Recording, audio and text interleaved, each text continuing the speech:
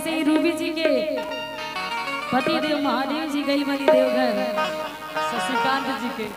अच्छा अनकरो मेहरा को कॉल ये कि चूड़ी ले आओ। शशिकांत नहीं रविकांत। रविकांत सॉरी।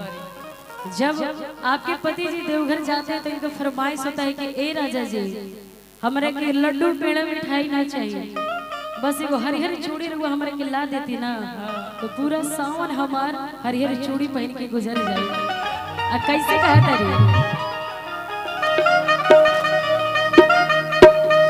कि संडे के सुन हमरे अरे बुक भी गाड़ी मम्मी के संगे देखा दीदियो जात बाड़ी कि बड़ी मशहूर होला ओही जाके संखा बोला आयो रे बोला चाही कसना तई का तरिए सैया जी कि चूड़ी हरियर का ले हे रे सवर का पहिर के नचब छम के बोलबा। ये भजन कौन कौन सुने एक बार हाथ उठा के बताइए। बोलिए बोलबा, बोलिए हरा हरा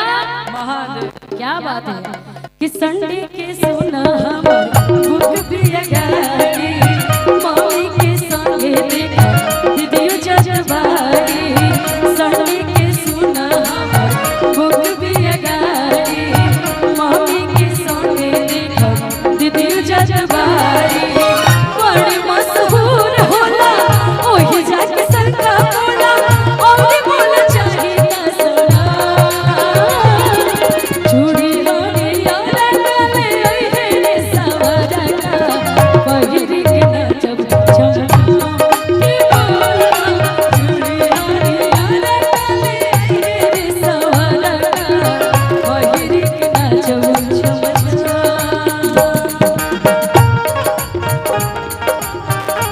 क्या बात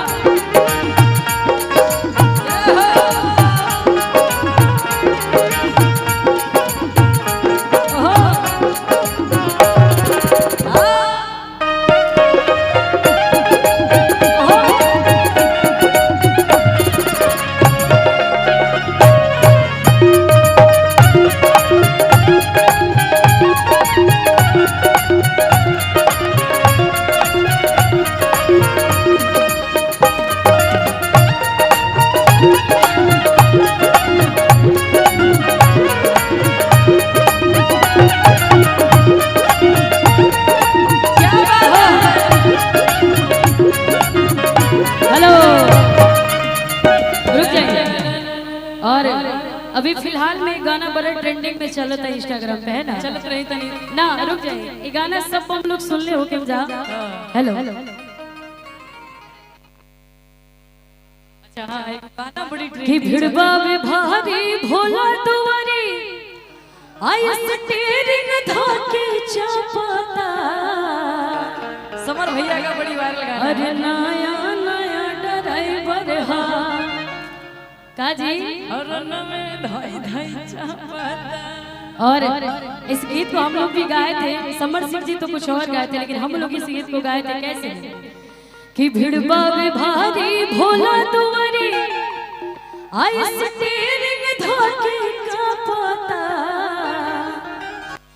अरे नया नया ड्राइवर हा कांवर लेके भागता अरे नया नया ड्राइवर हा हरन में धोई धोई जाबता कि भिड़बा में भारी भोला दुआरी स्टीयरिंग धोके कांपता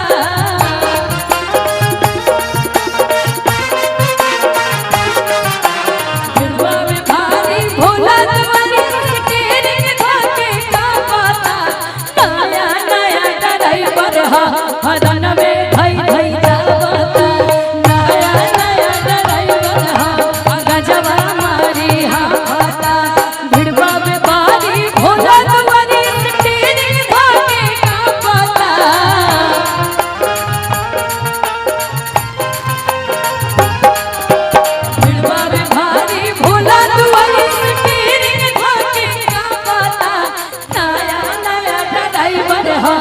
रनवे भई भई जावता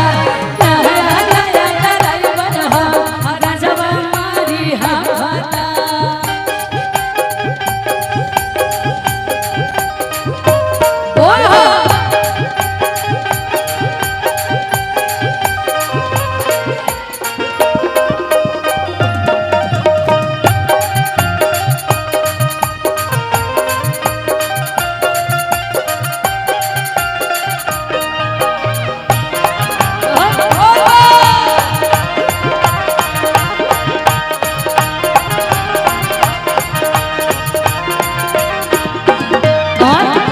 बांध के पगड़िया देखा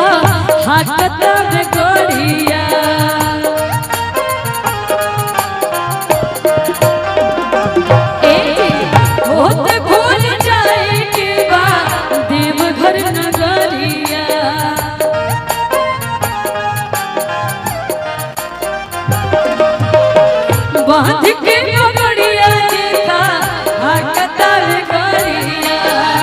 होते भूल जाए कि बा देव घर नगरिया लेके चिलाम मर्दन दान एही से इतना पता लेके चिलाम मर्दन दान एही से इतना पता बोलिए शंकर भगवान की बोलिए बोल बा बोलिए बोल बा मैं बोला कमरिया बोल बाबा करिए दूर है कितना हो दूर है लेकिन जब घर से निकल गए हैं तो जाके ही रहेगा ना जी। स्वागत है आपका निशुल्क पुण्य सेवा शिविर में। मैं अभी अरे नया नया ड्राइवर हा रनवे भई भई जावता नया नया ड्राइवर हा गजवा मारी हावता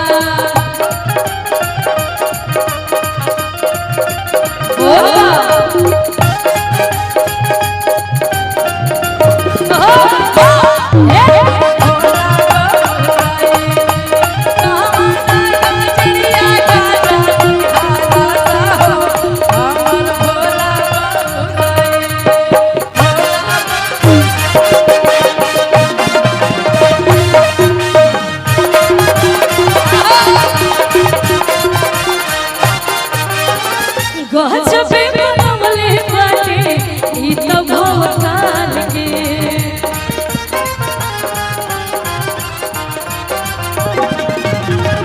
इकरा सोनी से ना बाटे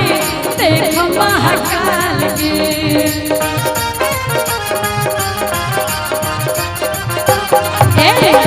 गजबे बनवले बाटे ई तो भवकाल के इकरा सोनी से ना देख महाकाल के नीतू रूबी के सोने एही से इतना पता नीतू रूबी के सोने एही से इतना पता बोलिए बोल बा बोलिए सच्चे दरबार की स्वागत है आपका। हरा हरा जी हाँ जी भैया भाभी आ चुके हैं जी नमस्ते। अरे नया नया ड्राइवर हा रनवे भई